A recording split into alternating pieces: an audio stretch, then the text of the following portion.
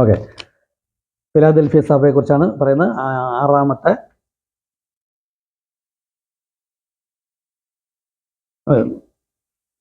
ഏഴാമത്തെ സഭ ഫിലാദൽഫിയ സഭ. അപ്പോൾ ഇന്ന് ഈ ദൈവത്തിൻ്റെ വചനം സന്ദേശം കേട്ട് അപ്പോസ്തലന്മാരുടെ വിശ്വാസത്തിലേക്ക് നിങ്ങൾ മടങ്ങി വരാനുള്ള ഒരു വഴിയാണ് ഇവിടെ പറയുന്നത്. വെളിപ്പാട് പുസ്തകം 3:20. ഞാൻ വാതിൽക്കൽ നിന്ന് മുട്ടുന്നു, ഹൃദയവാതിൽക്കൽ വന്നു മുട്ടുന്നു. വാതിൽ കർത്താവായ യേശു ക്രിസ്തു. ആ വാതിൽ എൻ്റെ ഉള്ളിൽ ദൈവത്തിൻ്റെ വചനം ഉണ്ട് എങ്കിൽ, അല്ലെങ്കിൽ ഈ ദൈവത്തിൻ്റെ വചനം കേട്ടിട്ട് ഞാൻ എന്നെ തന്നെ ക്രിസ്തുവിന് വിറ്റ് ഈ കർത്താവായ യേശു ക്രിസ്തു സ്വീകരിക്കുമെങ്കിൽ വാതിൽക്കൽ നിന്ന് മുട്ടുന്നു. ആരെങ്കിലും എൻ്റെ ശബ്ദം, ഇത് നോക്കൂ, പോൾ ബ്രദറിന്റെ ശബ്ദമാണ് കേൾക്കുന്നതെന്ന് പറഞ്ഞാൽ, അല്ലെങ്കിൽ ഇത് വില്യം ബ്രങ്ഹാമിന്റെ ശബ്ദമാണ്, അല്ലെങ്കിൽ പത്രോസിന്റെ ശബ്ദമാണെന്ന് കേൾക്കുന്നെങ്കിൽ നിങ്ങൾ ജഡീകനാണ്. നിങ്ങൾ ദൈവത്തിന്റെ സന്തതി ആണെങ്കിലേ പത്രോസിലൂടെ പറഞ്ഞത് ഇതേ യേശു ക്രിസ്തു തന്നെയാണെന്ന് നിങ്ങൾക്ക് മനസ്സിലാവുകയുള്ളൂ. ആത്മീകൻ സകലത്തെയും വിവേചിക്കുന്നു, ജഡീകനോ ഒന്നും വിവേചിക്കുന്നില്ല. ആത്മാവിനാൽ ചെയ്യാൻ കഴിയാത്തതിനെ ചെയ്യിപ്പാൻ അത്രേ ജഡത്തിന് ചെയ്യാൻ കഴിയാത്തതിനെ ചെയ്യിപ്പാൻ അത്രേ പരിശുദ്ധാത്മാവ് വന്നത്. അപ്പോൾ ഹൃദയവാതിൽക്ക് നിന്ന് അപ്പോസ്തലന്മാരെ അപ്പന്മാരുടെ വിശ്വാസത്തിലേക്ക് മടങ്ങിപ്പോകണമെന്ന ദൈവ ഇഷ്ടപ്രകാരം ഓരോ കാലത്തിലെയും ഏഞ്ചൽമാരെ ഉപയോഗിച്ചുകൊണ്ട് ദൈവം വളർത്തി കൊണ്ടുവരുമ്പോൾ, ഇന്ന് ലവോദിക്ക സഭാകാലത്ത് ഈ എല്ലാ സഭയും നിറഞ്ഞു നിൽക്കുമ്പോൾ യേശു വിതച്ച വിത്ത് ഇതേ സഭകൾക്കകത്തുണ്ട്, പിശാച് വിതച്ച വിത്ത് കൊണ്ട്. രണ്ടും കൊയ്ത്തോളം വളരട്ടെ.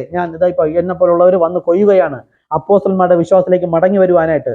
ഇല്ലാത്ത നിങ്ങൾ മുഴുവനും ഈ കാലത്തിന്റെ കളയാണ് എന്ന് പറഞ്ഞാൽ നിങ്ങൾക്ക് ഗ്രഹിക്കാത്തതിന് കാരണം ആത്മാക്കണ്ണിൽ ലേപനമില്ല, അഭിഷേകം പോലും ഇല്ല. അഭിഷേകമെങ്കിലും കിട്ടണമെങ്കിൽ കർത്താവായ യേശു ക്രിസ്തു എന്ന നാമത്തിൽ സ്നാനപ്പെട്ടിരിക്കണം. അതുകൊണ്ടല്ലേ ഈ പെന്തക്കോസ്തുകാരന്മാർക്ക് ഒന്നും മനസ്സിലാവാത്തത്, ഇത്രയും കാലം തെറ്റിപ്പഠിപ്പിച്ചിട്ടും. അപ്പോൾ നിങ്ങൾക്ക് ദൈവകൃപ ഉദിക്കുന്നു എങ്കിൽ, നിങ്ങളെ തന്നെ വിൽക്കാൻ തയ്യാറാണെങ്കിൽ, ഇപ്പോൾ നിങ്ങളുടെ ഹൃദയവാതിൽക്കൽ വന്ന് മുട്ടുന്നു, ഇത് ദൈവശബ്ദമാണ്, അപ്പോസ്തലന്മാരുടെ വിശ്വാസത്തിലേക്ക് മടങ്ങിപ്പോകണമെന്ന്. ഇതിലേക്ക് മടങ്ങിപ്പോകാനായിട്ട് കർത്താവ് ഇപ്പോൾ ഒരു വ്യക്തിയെ ഉപയോഗിച്ചു. അദ്ദേഹത്തിലൂടെ വിളിച്ചു പറഞ്ഞതാണ് ഞാൻ ഈ പറയുന്നത്. അങ്ങനെ വാതിൽ തുറന്നാൽ, എൻ്റെ ശബ്ദം കേട്ട് വാതിൽ തുറന്നാൽ ഞാൻ അവൻ്റെ അടുക്കൽ ചെന്ന്, കർത്താവ് യേശു ക്രിസ്തു അകത്ത് വരും. പാപമോചനം സ്നാനപ്പെടണം, അത് ഓരോ വ്യവസ്ഥയുണ്ട്, അത് പ്രകാരം നമ്മൾ പഠിപ്പിക്കുന്നുണ്ട്. വാതിൽ തുറന്നാൽ ഞാൻ അവൻ്റെ അടുക്കൽ ചെന്ന് അവനോടും അവൻ എന്നോടും അത്താഴം കഴിക്കും. ഒരു മനുഷ്യൻ അത്താഴം കഴിക്കുന്ന എപ്പോഴാ? അവസാനം നിദ്രയിലേക്ക് റെസ്റ്റ് ചെയ്യാൻ പോകുന്നതിന് മുമ്പ്. റെസ്റ്റ് എന്താ? നമ്മുടെ ആത്മീയതയിലെ റെസ്റ്റ് എന്താണ്? 1000 ആണ്ട് വാഴ്ച. 1000 ആണ്ട് വാഴ്ചയിലേക്ക് പോകുന്നതിന് തൊട്ട് മുമ്പായിട്ട് കർത്താവ് തൻ്റെ ജനത്തിന് വേണ്ടി ബൈബിളിലുള്ള എല്ലാ മർമ്മങ്ങളും തുറന്നു കൊടുത്തു. അത് ഇൻഡിവിജ്വലാണ്. അതൊന്നും ഞാൻ സംസാരിക്കാറില്ല, അതിപ്പോൾ അതൊന്നും പറയുന്നതുമില്ല. നിങ്ങൾ വിശ്വസിച്ച് സ്നാനപ്പെട്ട് ദൈവസഭയുടെ ഭാഗമാകുന്നു എങ്കിൽ പിന്നെ സഭയിൽ പഠിപ്പിക്കുകയാണ്. നമുക്ക് യേശു പിതാവിനാൽ ആകർഷിക്കപ്പെട്ട് യേശുവിൻ്റെ അടുക്കൽ കൂടിയവർക്കൊന്നും യേശു മർമ്മങ്ങളൊന്നും പറഞ്ഞു കൊടുത്തില്ല, ഉപമയായിട്ട് സംസാരിച്ചു. ഉപമ പറഞ്ഞത് ഗ്രഹിക്കാനല്ല, ഗ്രഹിക്കാതിരിക്കാനാ. എന്നാൽ പുരുഷാരമെല്ലാം പോയ ശേഷം ശിഷ്യന്മാർ അടുക്കൽ വന്നിട്ട് ചോദിച്ചു, എന്താ ഉപമയായി പറയുന്നത്? നിങ്ങൾക്കോ ഗ്രഹിപ്പാൻ വരം ലഭിച്ചു, പുറത്തുള്ളവർക്കോ വരം ലഭിച്ചിട്ടില്ല. അവർ കണ്ടിട്ടും കാണാതെയും കേട്ടിട്ടും ഗ്രഹിക്കാതെയും മാനസാന്തരപ്പെട്ട് തിരിഞ്ഞുകൊള്ളാതെയും ഇരിക്കേണ്ടതിന് ഉപമയായി പറഞ്ഞു. ഉപമ പറഞ്ഞത് ഗ്രഹിക്കണമെങ്കിൽ വിശദീകരിക്കണം. മത്തായി 13:36 വായിച്ചു നോക്കുക. വയലിലെ കളകളുടെയും വിത്തിൻ്റെ ഉപമ ഞങ്ങൾക്ക് വിശദീകരിച്ച് തരണമേ. അപ്പോൾ വയലെന്ന് പറഞ്ഞാൽ എന്താണ്, വിത്ത് എന്നാൽ എന്താണ്, കള എന്താണ്, ഇതൊക്കെ വിശദീകരിച്ച് കൊടുത്തപ്പോഴാണ് മനസ്സിലായത്. ഇന്നും ഈ ദൈവത്തിൻ്റെ വചനം അതുപോലെ തന്നെയാണ്. ഈ ബൈബിളിൽ പറഞ്ഞിരിക്കുന്ന കാര്യങ്ങളെല്ലാം വെളിപ്പെടുത്തി കഴിഞ്ഞു. അതിൻ്റെ ആത്മീക അർത്ഥം എന്താണെന്ന് വെളിപ്പെടുത്തി കഴിഞ്ഞു. അത് നിങ്ങൾ ഈ ശബ്ദം കേട്ട്, ദൈവശബ്ദമാണെന്ന് കേട്ട് മനസ്സിലാക്കി കർത്താവായ യേശു ക്രിസ്തു നാമത്തിൽ സ്നാനപ്പെട്ട് നിങ്ങൾ വിലയ്ക്ക് അത് പരിശുദ്ധാത്മാവ് ലഭിക്കുമ്പോൾ മാത്രമാണ് ഈ മർമ്മങ്ങൾ പറയുന്നത്. മുത്തെടുത്ത് യോഗ്യത ഇല്ലാത്തവരുടെ മുമ്പിൽ വിളമ്പാൻ പാടില്ല. ഇപ്പോഴും സ്നാനപ്പെട്ടിട്ട് പോയ പെന്തക്കോസ്തിൽ വർഷങ്ങൾ കൊണ്ടിരുന്നവരാ. ഇപ്പോഴാണ് അവർക്കത് ഗ്രഹിക്കുന്നത്, പുതിയ പുതിയ കാര്യങ്ങൾ മനസ്സിലാവുക. ഓ കർത്താവേ, ഇതെല്ലാം ഈ ജനമെല്ലാം തെറ്റല്ലേ പഠിപ്പിക്കുന്നത്? അതെ, എന്ത് ചെയ്യാൻ പറ്റും? ആദ്യത്തെ സ്റ്റെപ്പ് തൃത്വം പറഞ്ഞു കൊടുക്കുക, സ്നാനം പറഞ്ഞു കൊടുക്കുക, പിന്നെ ഇതുപോലെ സഭാകാലങ്ങൾ പറഞ്ഞു കൊടുത്തിട്ട് ദൈവത്തിൻ്റെ ജനത്തെ പുറത്തേക്ക് എടുക്കുന്നതിന് വേണ്ടിയിട്ടുള്ള വചനങ്ങൾ പറഞ്ഞു കൊടുക്കുക. ഇത് കേട്ട് വിശ്വസിക്കുന്നവൻ ആദ്യം ചെയ്യേണ്ടത് ആദ്യത്തെ പ്രവൃത്തി ചെയ്യുക. അതാണ് നമ്മൾ ആദ്യം വായിച്ചത്. നീ ഏതിൽ നിന്ന് വീണിരിക്കുന്നു എന്ന് ഓർത്ത് മാനസാന്തരപ്പെട്ട ആദ്യത്തെ പ്രവൃത്തി ചെയ്യുക. പരിശുദ്ധാത്മാവ് ലഭിച്ചപ്പോൾ മാളികമുറിയിൽ നിന്ന് ഇറങ്ങി വന്നപ്പോൾ ആദ്യത്തെ പ്രവൃത്തിയാണ് കർത്താവായ യേശു ക്രിസ്തു നാമത്തിലുള്ള സ്നാനം. ആ സ്നാനം ചെയ്ത് കഴിയുമ്പോൾ പിന്നെ നമ്മൾ സഭയിൽ പഠിപ്പിക്കുക. ഇവിടെ അങ്ങനെയാണ് പറയുന്നത്, വാതിൽ തുറന്നാൽ ഞാൻ അവൻ്റെ അടുക്കൽ വരികയും ഞാൻ അവനോടും അവൻ എന്നോടും അത്താഴം കഴിക്കും. ദൈവീക വെളിപ്പാട്, ഉൽപ്പത്തി മുതൽ വെളിപ്പാട് വരെയുള്ള എല്ലാ മർമ്മങ്ങളും കർത്താവ് തുറന്നു കഴിഞ്ഞു. ഒറ്റ സഭകൾക്കറിയില്ല, അവർ ബുദ്ധിയിൽ പഠിപ്പിക്കുന്നു. പിതാവിൻ്റെയും പുത്രൻ്റെയും പരിശുദ്ധാത്മാവിൻ്റെ നാമം എന്തെന്ന് ഇതുവരെ അവർക്ക് അറിയില്ലല്ലോ. അറിയാമെന്നുള്ള പെന്തക്കോസ്തുകാരന് പോലും അറിയില്ല, ഒരു സഭകൾക്കും അറിയില്ല. ആ നാമം, പിതാവിൻ്റെ നാമം കർത്താവ്, പുത്രൻ്റെ നാമം യേശു, പരിശുദ്ധാത്മാവിൻ്റെ നാമം ക്രിസ്തു, ഇതവർക്ക് അറിയാമെന്ന് പറയും. വിശ്വസിക്കുന്നുവെങ്കിൽ അതിൻ്റെ പ്രവൃത്തി ഉണ്ടായിരിക്കണം. അതേ സ്നാനം, ആ പിതാവിൻ്റെ പുത്രൻ്റെ പരിശുദ്ധാത്മാവിൻ്റെ നാമത്തിൽ, ഏകനാമം, അതാണ് കർത്താവ് യേശു ക്രിസ്തു നാമത്തിൽ. അപ്പോൾ നിങ്ങൾ വിശ്വസിക്കുന്നു എന്ന് പറയുകയും അതിൻ്റെ പ്രവൃത്തികൾ ഇല്ലാതിരിക്കുകയും ചെയ്തെങ്കിൽ ഹേ വ്യർത്ഥ മനുഷ്യ എന്ന യാക്കോബ് 2:14, 20, 26 വായിച്ചു നോക്കുക. അപ്പൊ അബ്രഹാമും വിശ്വാസം ഉണ്ടായിരുന്നു, അതിന്റെ പ്രവൃത്തി ഉണ്ടായിരുന്നു. അപ്പൊ നിങ്ങൾ പിതാവിന്റെ പേര് കർത്താവെന്നും പുത്രന്റെ പേര് യേശു എന്നും പരിശുദ്ധാത്മാവിന്റെ പേര് ക്രിസ്തു എന്നും വിശ്വസിക്കുന്നു എങ്കിൽ അതിന്റെ പ്രവൃത്തിയാണ് പാപമോചന സ്നാനം കർത്താവായ യേശു ക്രിസ്തു നാമത്തിൽ.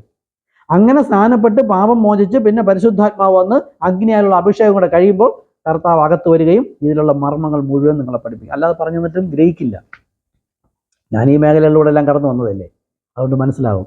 ഓക്കെ, അപ്പോൾ ഇന്ന് ഞാനിത് വിളിച്ചു പറയുമ്പോൾ നിങ്ങൾക്ക് ഗ്രഹിക്കാതെ നിങ്ങളിത് ദുരുപദേശം എന്ന് പറഞ്ഞാൽ, പെന്തക്കോസ്തിലേക്ക് വന്ന നിങ്ങൾ മുൻ സഭാകാലങ്ങളിൽ ഇരുന്നവരോട് പറഞ്ഞപ്പോൾ അവർക്ക് ഗ്രഹിക്കാതിരുന്നപ്പോൾ നിങ്ങൾക്ക് അവരോട് തോന്നിയത് എന്താണോ, കർത്താവേ ഇത്രയും സത്യമായത് പറഞ്ഞു കൊടുത്തിട്ട് ഗ്രഹിക്കുന്നില്ലല്ലോ കർത്താവേ, എല്ലാം മരണത്തിലേക്കല്ലേ എന്ന് നിങ്ങൾക്ക് അന്ന് തോന്നിയതാണ് ഇന്ന് പെന്തക്കോസ്തുകാരായ നിങ്ങളോട് ഞാൻ പറഞ്ഞിട്ട്, കത്തോലിക്ക മുതൽ പെന്തക്കോസ്തിലുള്ളവരോട് ഞാനിത് പറഞ്ഞിട്ട് നിങ്ങൾ ഗ്രഹിക്കാതിരിക്കുന്ന നിങ്ങളെക്കുറിച്ച് ഞാൻ ചിന്തിക്കുന്നത്. മനസ്സിലാവുന്നുണ്ടോ? ഇപ്പം മർത്തോമ സഭയിലുള്ളവൻ CSI സഭയിലുള്ളവൻ മർത്തോമയോടും കത്തോലിക്കയോടും ചെന്ന് പറയുമ്പോൾ കേട്ടില്ലെങ്കിൽ അവനറിയാം അവരെവിടെ ഇരിക്കുന്നു എന്ന്. അപ്പോൾ ഓരോ കാലത്തും ദൈവം വിളിച്ച് പുറത്തേക്ക് കൊണ്ടുവന്നവർ ഇന്ന് അവസാന കാലത്ത് എല്ലാ സഭകളിലേക്കുമാണ് ഈ സന്ദേശം വിളിച്ചറിയിക്കുന്നത്. ഇത് എല്ലാ സഭകളിലേക്കും വിളിച്ച് പറയുമ്പോൾ ഒറിജിനൽ സീഡ് ഉണ്ടെങ്കിൽ മാത്രം പുറത്തേക്ക് വരും, ഇല്ലെങ്കിൽ നിങ്ങൾ ഭയക്കണ്ട, നിങ്ങൾ അവിടെ തന്നെ ഇരുന്നോളാം. കളകളാണ്. ഈ ഗോതമ്പിനെ കളപ്പുരയിലേക്ക് ശേഖരിച്ചാൽ ബാക്കിയെല്ലാം കളകളായി കൂട്ടിക്കെട്ടി കഴിഞ്ഞു. ഓക്കെ, അത് വെളിപ്പാട് പുസ്തകം മത്തായി സുവിശേഷം 13-ാം അധ്യായം വായിച്ചു നോക്കുക. ഓക്കെ, ഇനി പുതിയ നിയമസഭയുടെ ഒരു വിശ്വാസമുണ്ട്. ആ വിശ്വാസം അപ്പോൾ എഫേസ്യ ലേഖനം 4-ാമത്തെ അധ്യായം 4, 5, 6 ഒരു വിശ്വാസം, ഒരു സ്നാനം, ഒരു കർത്താവ്, ഒരു ആത്മാവ്, ഒരു ഉപദേശം, ഒരു സഭ, എല്ലാവരിലും കൂടി വ്യാപരിക്കുന്നവനും ഇരിക്കുന്നവനും, അത് പരിശുദ്ധാത്മാവാണ് എല്ലാവരും ഇരിക്കുന്നത്. അവൻ തന്നെ ദൈവവും പിതാവും എന്ന ബൈബിൾ പറയുന്നത്. നിങ്ങൾ വിശ്വസിക്കുന്നത്, നിങ്ങൾ പറയുന്ന പരിശുദ്ധാത്മാവ് 3-ാമത്തെ ആളെന്ന്. അപ്പൊ ഈ ദുരുപദേശമെല്ലാം സാത്താൻ കുതിരപ്പുറത്ത് വന്ന് ഈ എതിർ ക്രിസ്തു പറഞ്ഞ പഠിപ്പിലാണ്. ലോകത്തെല്ലാ പുരോഹിതന്മാരും എതിർ ക്രിസ്തുവിന്റെ പുരോഹിതന്മാരാണ്, ദൈവദാസന്മാരല്ല. അവരെയാണ് യേശു ദുഷ്ടദാസനെ എന്നുള്ളത്. ദുഷ്ടനാരാണ്? പിശാചാണ്. അതിന്റെ ദാസന്മാരാണ് അവിടെ ഇരിക്കുന്നത്, ദൈവത്തിന്റെ ദാസനല്ല. ദൈവത്തിന്റെ ദാസങ്ങൾ അപ്പോസ്തല പ്രവൃത്തിയിൽ മുതൽ പരിശുദ്ധാത്മാവ് വന്ന ആ ഉപദേശത്തിൽ നിലനിൽക്കും. ഓക്കെ, അപ്പം വില്യം മരിയം ബ്രൻഹാം എന്നൊരു വ്യക്തിയിലൂടെ കർത്താവ് 7-ാമത്തെ ഏഞ്ചലിനെ അയച്ചിട്ട് ഈ ബൈബിളിലെ മർമ്മങ്ങളെല്ലാം തുറന്നു കൊടുക്കുകയും ഗോതമ്പിനെ കളപ്പുരയിലേക്ക് ശേഖരിക്കേണ്ട ശുശ്രൂഷയും ചെയ്തുകൊണ്ടിരിക്കുന്നതാണ് ഞാൻ ഇപ്പോൾ നിങ്ങളോട് പറഞ്ഞുകൊണ്ടിരിക്കുന്നത്. അത് പെന്തക്കോസ്ത് മുതലുള്ള എല്ലാ സഭകളിലേക്കുമാണ്. നോക്കുക, ഇത് 4-ാം മുദ്രയുടെ കീഴിലാണ്. ദൂതെന്താ? ഇക്കാലത്തുള്ളവർ ദൈവസന്നിധിയിൽ നിർഭാഗ്യവാനും അരിഷ്ടനും ദരിദ്രനും കുരുടനും നഗ്നനും എന്നറിയാതെ ശീതോഷ്ണവാനാകയാൽ കർത്താവ് ഇവരെ തള്ളിക്കളഞ്ഞിരിക്കുന്നു. ഇനി എന്ത് ചെയ്യണം? നീ ഏതിൽ നിന്ന് വീണു എന്ന് ഓർത്തു മാനസാന്തരപ്പെട്ട് ആദ്യത്തെ പ്രവൃത്തി ഈ സ്നാനം ചെയ്യുക. പിന്നെയോ നിന്റെ ആദ്യ സ്നേഹം വിട്ടുകളഞ്ഞു. വെളിപ്പാട് പുസ്തകം 2-ാമത്തെ അധ്യായം 5 മുതൽ വായിക്കുക. നിന്റെ ആദ്യ സ്നേഹം എന്ന് പറഞ്ഞത് ദൈവം എന്നെ സ്നേഹിച്ച മഹാസ്നേഹമാണ് തൻ്റെ പുത്രനെ കാൽവരി ക്രൂശിൽ തകർത്ത് കളഞ്ഞത്. എന്നെ സ്നേഹിച്ച സ്നേഹം, ആ സ്നേഹമാണ് കാൽവരിയിലെ യാഗം. ക്രൂശ് മരണ അടക്ക പുനരുദ്ധാനം, അത് തന്നെയാണ് സ്നാനം. ക്രൂശ് മരണ അടക്ക പുനരുദ്ധാനം എന്ന ഏകീഭാവം, നല്ല മനസാക്ഷിയാണ് സ്നാനം. അത് ഏദൻ തോട്ടത്തിൽ രക്തം ചീന്തി ഒരു യാഗം നടന്നു, രക്തം ചീന്താതെ ഒരു യാഗം നടന്നു. ഇന്ന് കത്തോലിക്ക മുതൽ പെന്തക്കോസ്തിലുള്ളവർ സ്നാനപ്പെടുന്നത് രക്തം ചീന്താത്ത പിതാവ് പുത്രൻ പരിശുദ്ധാത്മാവ് എന്ന വാക്കുകൾ പറഞ്ഞുകൊണ്ടാണ്. രക്തം ചീന്തിയ ബലിയാണ് ഹാബേൽ അർപ്പിച്ചത്, അത് ദൈവം സ്വീകരിച്ചു. അതാണ് കർത്താവായ യേശു ക്രിസ്തു ചെയ്തത്. അതാണ് ഇന്ന് നാം ചെയ്യേണ്ട സ്നാനം. ഓക്കെ, അപ്പോൾ തന്നെ ഇന്ന് ഈ വ്യക്തിയിലൂടെ ദൈവം അറിയിക്കുന്നത് മലാഖി 4-ന്റെ 5-ലും 6-ലും പറഞ്ഞതുപോലെ അപ്പന്മാരുടെ ഹൃദയം മക്കളിലേക്കും മക്കളുടെ ഹൃദയം അപ്പന്മാരിലേക്കും. യേശുക്രിസ്തു ഒരിക്കൽ വരുന്നതിന് മുമ്പ് പഴയ നിയമത്തിലെ പ്രവാചകന്മാരുടെ വിശ്വാസത്തിൽ നിന്ന് തെറ്റി നിന്നവരെ യോഹന്നാൻ സ്നാപകൻ വിളിച്ച് മനസ്സിലാക്കിച്ചു കൊടുത്ത് പാപമോചന സ്നാനവും മാനസാന്തര സ്നാനവും ഏറ്റവർക്ക് മാത്രമേ യേശുക്രിസ്തുവുമായി ബന്ധം ഉണ്ടായിരുന്നുള്ളൂ. ബാക്കി വന്ന പരീശന്മാരോട് ചോദിച്ചു, നിങ്ങൾ കൈക്കൊണ്ട സ്നാനം ഏത്? വെറുതെ വിശ്വസിക്കാതെ. അതുകൊണ്ട് ഇന്നും പുതിയ നിയമസഭയുടെ അപ്പോസ്തലന്മാരായ അപ്പന്മാരുടെ വിശ്വാസത്തിലേക്ക് നമ്മൾ മടങ്ങിപ്പോകണം എന്ന ശുശ്രൂഷയും ഈ വില്യം മരിയം ബ്രൺഹാമിലൂടെ തന്നെയാണ് ചെയ്യുന്നത്. ഓക്കെ, പിതാക്കന്മാരുടെ വിശ്വാസം നിരപ്രവാപിക്കുന്നത് 7 സഭാകാലങ്ങളിൽ അവസാനത്തെ സഭാകാലമായ നമ്മുടെ ഈ സഭാകാലത്ത് അന്നത്തെ ലവോദിക്ക പട്ടണത്തോട് എന്തുകൊണ്ടും സാമ്യമുള്ളതാണ്. ലവോദിക്ക പട്ടണം അന്ന് വളരെ സമ്പന്നമായിരുന്നു. ഇന്നുള്ള സഭകളെല്ലാം സമ്പത്ത് നിറഞ്ഞവരാണ്. ആരാധന മനോഹരവും ഔപചാരികവുമാക്കി തീർത്തിരിക്കുന്നു. കർത്താവ് പറയുന്നു, ഇത് ചത്ത സഭയാണ്. ദൈവഹിത പ്രകാരമുള്ള പ്രവൃത്തികൾക്ക് പകരം ഇന്ന് സഭകൾ, ആശുപത്രികൾ, വിദ്യാഭ്യാസ സ്ഥാപനങ്ങൾ, വൻ ബിസിനസ്സുകൾ, റിയൽ എസ്റ്റേറ്റ് ബിസിനസ്സുകൾ, റെന്റിന് കൊടുക്കുന്ന വാഹനങ്ങൾ, അതുപോലുള്ള കാര്യങ്ങൾ, അങ്ങനെ പിന്നെ ശാസ്ത്രീയമായി ദൈവവചനത്തെ ബൈബിൾ കോളേജിലൂടെ പഠിച്ച് ബുദ്ധിയിൽ വെളിപ്പെടുത്തിക്കൊണ്ടിരിക്കുന്നു. എന്നാൽ കർത്താവ് പറഞ്ഞു, ജ്ഞാനികൾക്കും വിവേകികൾക്കും ദൈവം തൻ്റെ മർമ്മം മറച്ചിട്ട് ശിശുക്കൾക്ക് വെളിപ്പെടുത്തി കൊടുത്തിരിക്കുന്നു. അതുകൊണ്ടാണ് ഇന്നത്തെ ഒരു ബൈബിൾ പണ്ഡിതനും ഈ ദൈവിക വെളിപ്പാട് ഗ്രഹിക്കാത്ത, പറഞ്ഞാലും ഗ്രഹിക്കുകയില്ല. ഓക്കെ, ക്രിസ്തീയ ജീവിതം എന്ന് പറയുന്നത് ഒരുവൻ ക്രിസ്തുവിനെ തിരിച്ചറിയുമ്പോൾ ഈ ലോകപ്രകാരമുള്ള ലൗകിക ജീവിതത്തിൽ നിന്നുള്ള തിരിച്ചു വരവാണ്. അതായത് നാം മുൻപോട്ട് പോയിക്കൊണ്ടിരിക്കുമ്പോൾ യേശു ക്രിസ്തുവിനെ കുറിച്ച്, അപ്പോസ്തലന്മാരുടെ വിശ്വാസത്തെക്കുറിച്ച് കേട്ട് കഴിഞ്ഞാൽ അവിടെ നിന്ന് മാനസാന്തരപ്പെട്ട് തിരിയണം. പിന്നെ ഞാൻ ആയിരിക്കുന്ന സഭയിൽ തന്നെ തുടർന്ന് മുന്നോട്ട് പോകാനല്ല, മാനസാന്തരപ്പെട്ട് തിരിഞ്ഞ് ഈ കളപ്പുരയിൽ ശേഖരിച്ചിരിക്കുന്ന മന്ന, വില്യം മരിയം ബ്രൺഹാമിലൂടെ ദൈവം മണവാട്ടിക്കായിട്ടുള്ള മന്ന, ഇവിടെ പറഞ്ഞല്ലോ, ഞാൻ അവനോട് കൂടെ അത്താഴം, ഞാൻ അവനും അവനോടും അവൻ എന്നോടും അത്താഴം കഴിക്കും. അങ്ങനെ 1205 പ്രസംഗങ്ങൾ പ്രസംഗിച്ച് ബൈബിളാക്കി, അല്ല വചനമാക്കി നമുക്ക് തന്നിട്ടുണ്ട്. അതായത് വചനം വ്യാഖ്യാനിച്ച് തന്നിരിക്കുന്നു. പുസ്തകങ്ങൾ മെസ്സേജാണ്, അത് നമ്മൾ വിശ്വസിക്കുന്നു, അതാണ് നമ്മൾ ഭക്ഷിക്കേണ്ടത്. അല്ല പെന്തക്കോസ്ത് മറ്റുള്ളവർ പറയുന്ന ദുരുപദേശം അല്ല. ഓക്കെ, അതുകൊണ്ട് കർത്താവ് യേശുക്രിസ്തു പറയുന്നത്, നീ ഏതിൽ നിന്ന് വീണു എന്ന് ഓർത്ത് തിരിഞ്ഞ് ആദ്യത്തേതിലേക്ക്, അതായത് ഒന്നാമത്തെ സഭയായ എഫെസ സഭയിൽ ആ പെന്തക്കോസ്ത് അനുഭവത്തിലേക്ക് മടങ്ങിപ്പോവുക. ഇല്ലാഞ്ഞാൽ ഞാൻ വേഗത്തിൽ വരികയും നീ നിൽക്കുന്ന സ്ഥലയ്ക്ക് കൊന്നുകളയും. മാത്രമല്ല, ഞാൻ ഈ സഭകൾ തെറ്റായി പഠിപ്പിച്ചിരിക്കുന്ന ദുരുപദേശം വിട്ടു വന്നില്ലെങ്കിൽ ഞാൻ അവളെയും അവളുടെ പുത്രിമാരെയും കൊന്നുകളയും. പെന്തക്കോസ്ത് വരെ ഇരിക്കുന്നവരെയും കൊന്നുകളയുമെന്ന് തന്നെയാണ്. എഫെസ സഭയിലേക്ക് നമ്മളെ വിളിച്ചപ്പോൾ വിശ്വാസം പറഞ്ഞു, ഒരു വിശ്വാസം, ഒരു സ്നാനം, ഒരു കർത്താവ്, ഒരു ആത്മാവ്, ഒരു ഉപദേശം, ഒരു സഭ. ലോകത്ത് എവിടെയൊക്കെ സഭകളുണ്ടെങ്കിൽ എല്ലാ സഭയിലും ഒരേ ഉപദേശമായിരിക്കണം, ഒരേപോലത്തെ സഭകളായിരിക്കണം. അവിടുത്തെ സ്നാനം ഒന്നുപോലെ ആയിരിക്കണം, അവിടുത്തെ ഉപദേശങ്ങൾ എല്ലാം ഒന്നുപോലെ ആയിരിക്കണം. ഒന്നുപോലെ അല്ലല്ല, എല്ലാം ഒന്നൊന്നിനോട് വ്യത്യസ്തമായിരിക്കുന്നു. ഓക്കെ, അതുകൊണ്ട് ദൈവം സഭയെ വെച്ചല്ല ന്യായം വിധിക്കുന്നത്, ദൈവത്തിന്റെ വചനം വെച്ചിട്ടാണ് ദൈവം ന്യായം വിധിക്കുന്നത്. ഓക്കെ, അപ്പോസ്തലന്മാരോട് പഠിപ്പിച്ച ഈ ഒരു വിശ്വാസത്തിലൂടെ അല്ലാതെ ഇതൊന്നും മാറ്റാൻ പാടില്ല. എന്നാൽ ഇന്ന് നോക്കൂ, ഭൂമി നിറയെ പലതരം വിശ്വാസത്തിൽ ആയിരക്കണക്കിന് സഭകൾ, എന്നിട്ടും ഇവരെല്ലാം പറയുന്നു ഞങ്ങളാണ് ശരി, ഞങ്ങളാണ് ശരിയെന്ന്. അങ്ങനെ ഇവരെല്ലാം ആണ് ശരിയെങ്കിൽ ദൈവം നുണയൻ. കാര്യം ദൈവം മാത്രം സത്യവാൻ, മനുഷ്യർ സകലവനും ഭോഷ്ക് പറയുന്നു.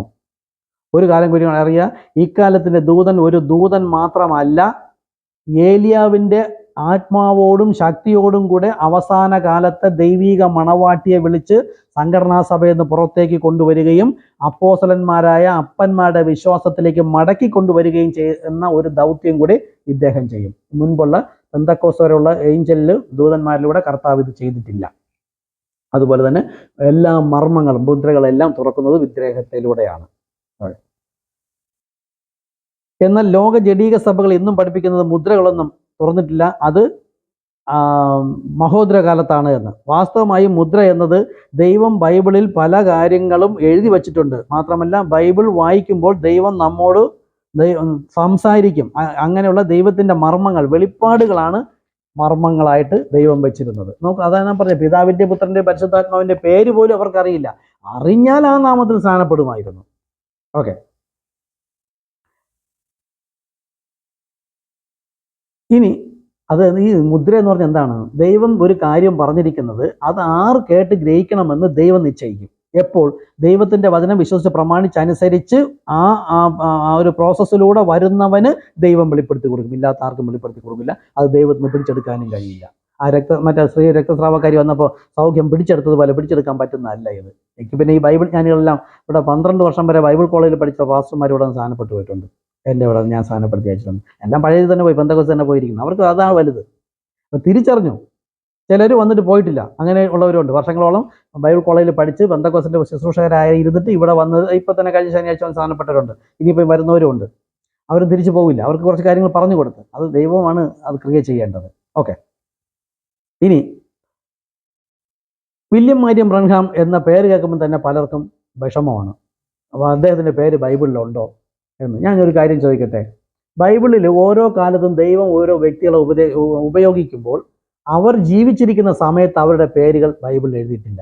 അതിനുശേഷം അവരുടെ ശുശ്രൂഷയും കൂടെ ചേർത്ത് പിന്നത്തേൽ എഴുതുമ്പോഴാണ് ഇന്ന ഇന്ന ആൾക്കാർ ഇങ്ങനെയൊക്കെ ആയിരിക്കും എന്ന് എഴുതി വെച്ചിരിക്കുന്നത്. ഒരു നിമിഷം അടുത്തതിൽ കൂടെ പറയാം.